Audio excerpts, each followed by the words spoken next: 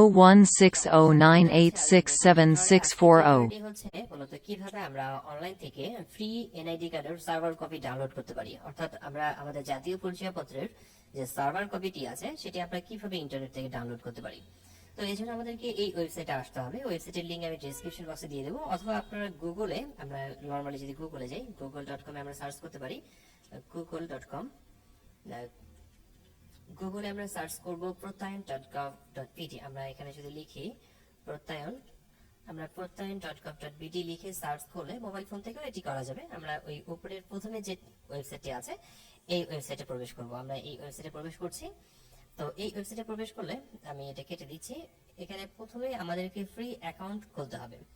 আমরা উপরের দিকে দেখতে পারবো যে এখানে একটি ফ্রি অ্যাকাউন্ট খোলার ট্যাব রয়েছে। আমরা এই ফ্রি অ্যাকাউন্ট খুলুন এই ট্যাবটিতে ক্লিক করব। আমরা একটা ফ্রি অ্যাকাউন্ট নিচ্ছি।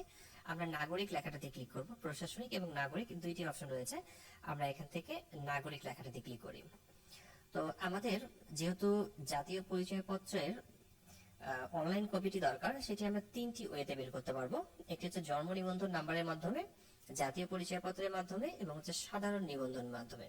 তো আমরা নিচের দিকে দেখি এখানে জাতীয় জন্ম নিবন্ধনের মাধ্যমে জন্ম নিবন্ধন নাম্বার এখানে লিখতে হবে, জন্ম তারিখ লিখতে হবে এবং হচ্ছে মোবাইল নাম্বার দিয়ে আমরা করতে পারি।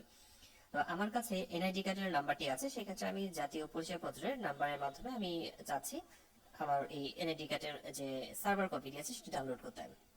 তো আমি জাতীয় পরিচয়পত্রের মাধ্যমে করব। সেক্ষেত্রে জাতীয় পরিচয়পত্রের নাম্বারটি আমাদেরকে এখানে লিখতে হবে। তো এর আগে আপনাকে দেখতে হবে যে আপনার এই জাতীয় পরিচয়পত্রের যে নাম্বারটি আছে সেটি কত ডিজিটের।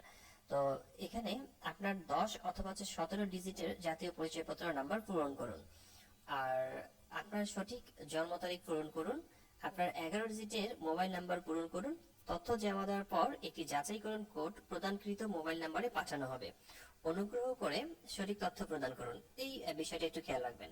তো আমার জাতীয় পরিচয়পত্র নাম্বারটি আছে, আমি এখানে টাইপ করছি।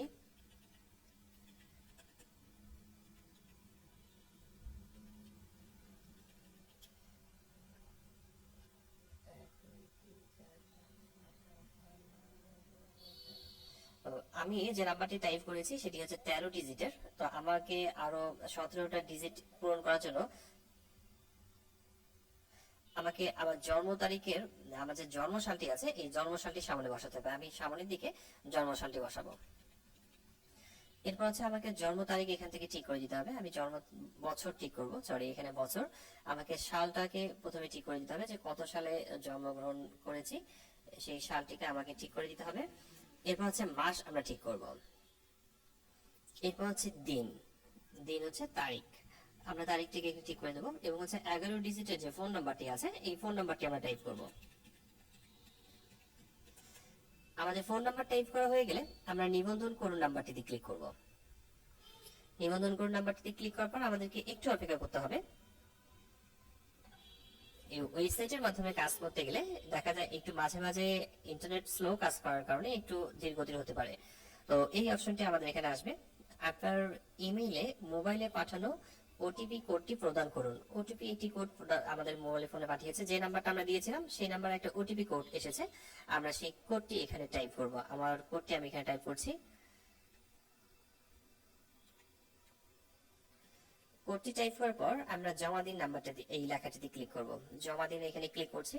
তো এখানে একটি বিষয় খেয়াল রাখতে হবে, সেটি হচ্ছে আপনার ফোনে যে ওটিপিটা গেল, যে ওটিপিটা আসছে সেই ওটিপিটাই হচ্ছে মূলত পাসওয়ার্ড হিসেবে ব্যবহার করতে হবে। আমরা এরপর লগইন লেখাটাতে ক্লিক করব। আমরা যখন ওটিপি দিয়ে দিব তখন এই উইন্ডোটি আসবে। তো এখানে আমাদেরকে লগইন লেখাটাতে ক্লিক করতে হবে। তো লগইন লেখাটাতে ক্লিক করার পর আমরা দেখতে পাচ্ছি এখানে নাগরিক, প্রশাসন, মোবাইল, আমরা লগ ইন করতে যাচ্ছি এক কথায়। তো আমরা এখানে আমাদের ফোন নাম্বারটা দিয়ে আমরা লগ ইন করবো। আমি আমার যে ফোন নাম্বারটা দিয়েছিলাম সেই ফোন নাম্বারটা দিয়ে দেবো এবং পাসওয়ার্ড হিসাবে যে ওটিপি কোডটি আমাদের ফোনে এসেছে সেই কোডটি আমরা আবারও টাইপ করব এই পাসওয়ার্ডের এখানে। তো এটা হচ্ছে পাসওয়ার্ড।